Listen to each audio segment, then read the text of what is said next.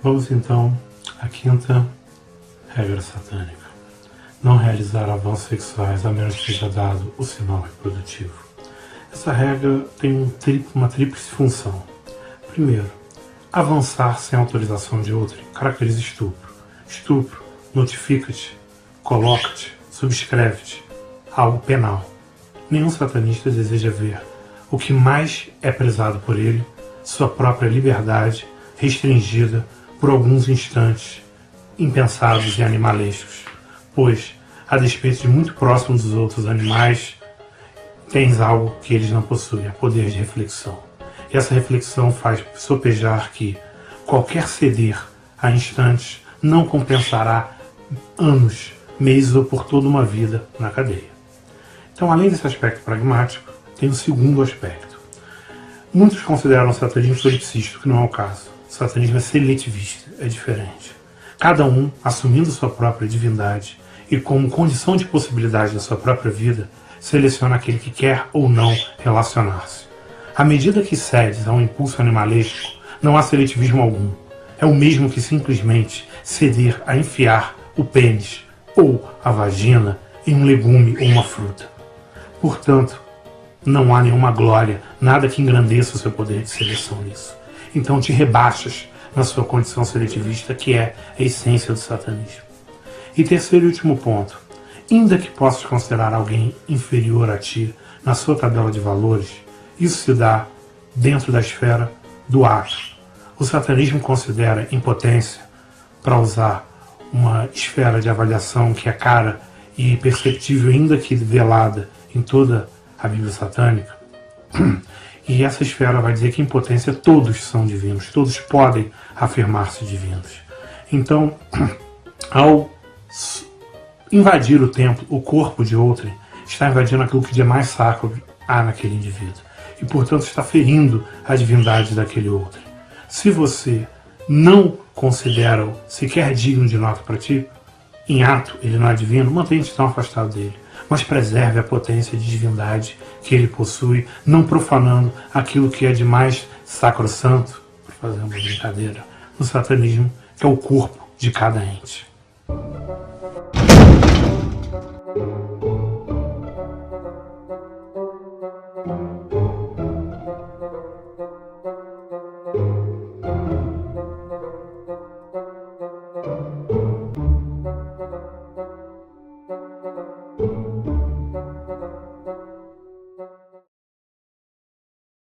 Sexta regra satânica. Ela possui um interesse igualmente pragmático, assim como é que a precede a quinta. Pegar algo sem autorização de outro configura furto ou, se usares força para tanto, roubo. Isso irá significar a subscrição a algo penal. Um satanista, ele leu perfeitamente Ragnar Redbird, The Might is Right, pois o próprio LaVey fez a introdução a uma das edições dessa obra do século XIX. E Ragnar Redbird ensina que, se queres algo, saiba manipular o outro para obter aquilo que queres. Ou, se desejas algo, pense também com a inveja positiva antes de uma ressentida. Batalhe com suas próprias forças e potências para ter aquilo algo que deseja. Então, a esfera da magia menor e a esfera do estímulo invejoso para conseguir algo é muito mais prolífico e satânico do que simplesmente subscrever algo penal, né? Fora isso também, a parte onde o indivíduo pede para ser aliviado daquilo e do fardo é a parte onde tens a plena garantia da sua força. Assim, uma satisfação interna em saber que alguém foi fraco demais para reter aquilo, seja algo material ou imaterial, e você é forte para assegurar aquilo, já que é o seu desejo fazê-lo.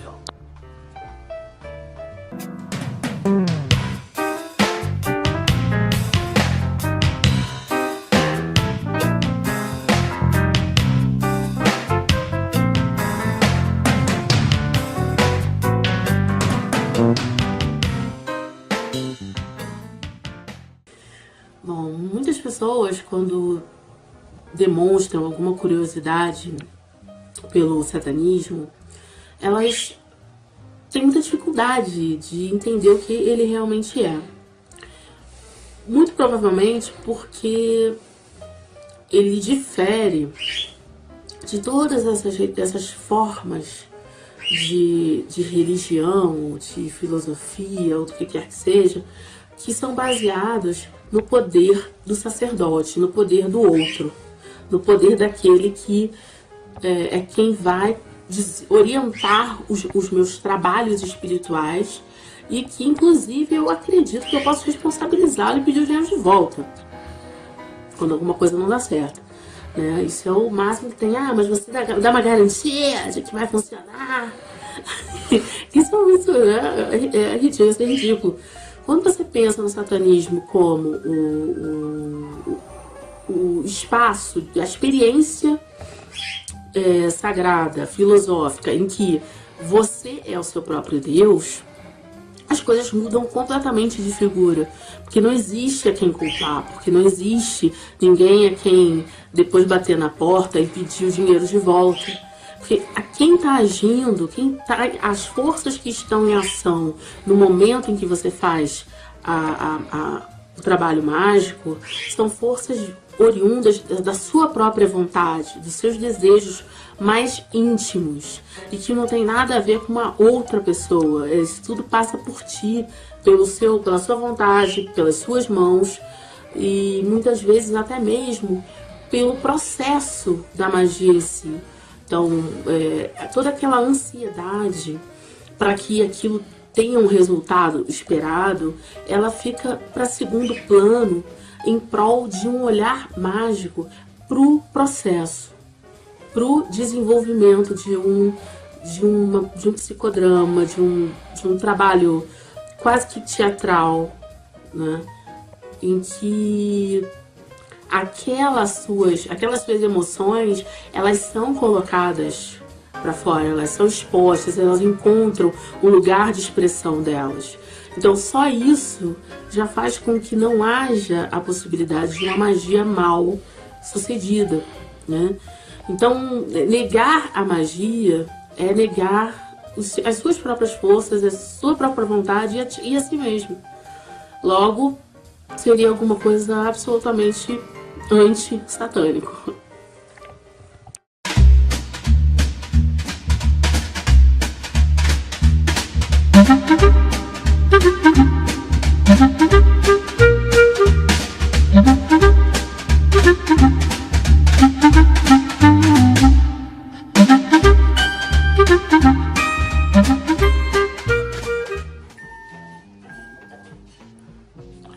Oitava regra satânica. Bom, apesar das regras satânicas terem um fundamento aparentemente deontológico, ou seja, o que deve-se ou não se fazer, se caso se subscreva como satanista, essa deontologia se confunde com uma ética das virtudes, ou seja, elas demonstram quais são as virtudes do sujeito satanista, né? E, portanto, esta oitava regra funde esses dois princípios deontológicos e de uma ética das virtudes, né? Pois, se pegas algo, é porque quiseste pegar algo. E não há ninguém no mundo que pode te obrigar a pegar aquele algo, a sujeitar-se àquele algo, a submeter-se àquele algo que pegou, né, à medida em que o pegaste. Portanto, és única e exclusivamente responsável por aquilo que abarcaste. Se não abarcaste aquilo, não há nada que deva fazê-lo pegar. Aí entra um aspecto subjetivo. A norma é clara. Assumiste algo para si, leve com responsabilidade. Não quiseste assumir, não tem responsabilidade nenhuma sobre aquilo. Simples assim. Baum, bedoo, ba-dee-dee-dee, baum. Oh, little Lulu, with freckles on your skin, always in and out of trouble, but mostly always in.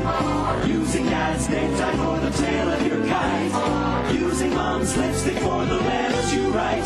Little Lulu, there's no one quite as smart. Doesn't matter what you do when you're doing it.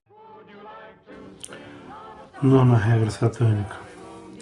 Essa regra, primeiro de tudo, tem também um aspecto pragmático, né? Onde deve-se considerar que pedofilia e abuso de menores é crime, sujeito em muitos países a prisões longas ou penas de morte. Então, por que subscrever um crime se, para isso, você deve ser objeto e não sujeito de si próprio? deve ser escravo das suas paixões, e não suas paixões escravas de si. Segundo ponto também disso é que, como Lavey deixa bem claro no Satan Speaks, um de seus últimos livros de aforismos, o satanista ele vive a Terra e a criança é o futuro. E não há nada que pode ser mais belo do que pensar a futuridade da Terra, a continuidade, os ciclos que se sobrepõem. Então, quando feres uma criança, vens a ferir o futuro, e ao ferir o futuro, apagas também o horizonte terreno, que é onde o satanista afunda os seus pés e vive a sua vida carnal e divina.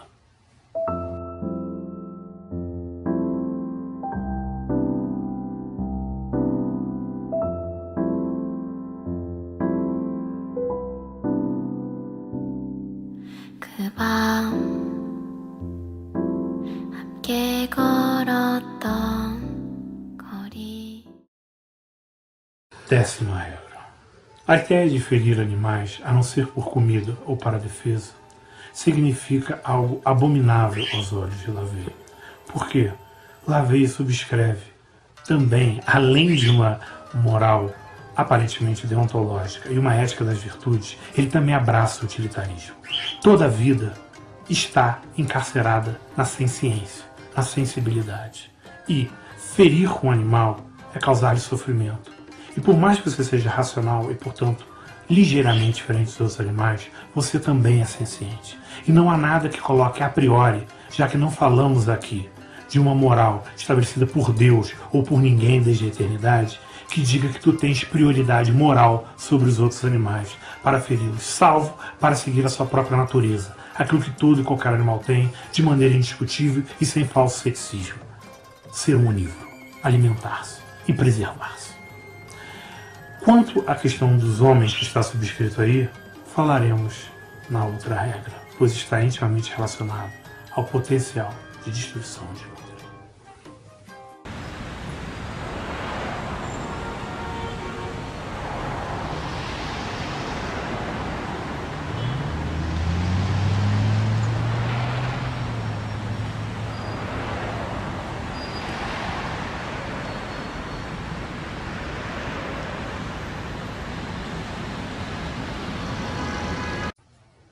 Décima primeira e última regra. Bom, a belíssima e inteligentíssima Nat Hicks já falou sobre a questão do santuário, ligado tanto ao território, casa de outrem, assim como a sua própria. Esta fala do território aberto. O território aberto não pertence tecnicamente a ninguém e ao mesmo tempo a todos. É esse o paradoxo que significa o território aberto, em toda e qualquer época. Mas isso é agudizado numa época onde, ainda que em território aberto, você tem subjetividade. E, portanto, o quantum, a parcela do território aberto que te pertence deve ser preservada.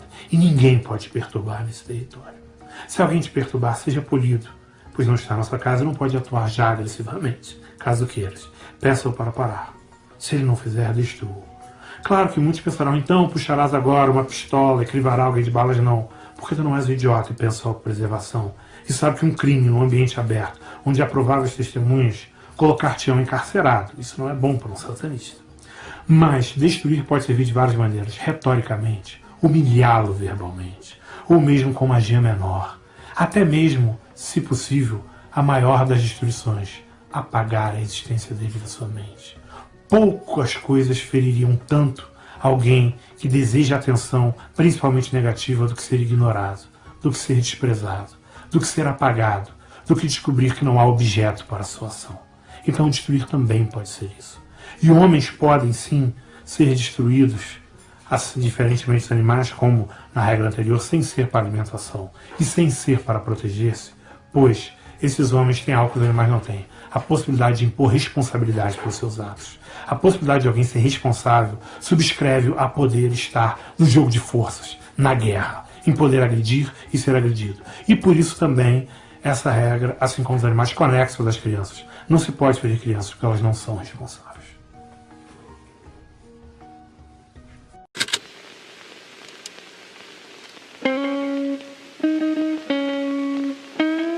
Mata yoga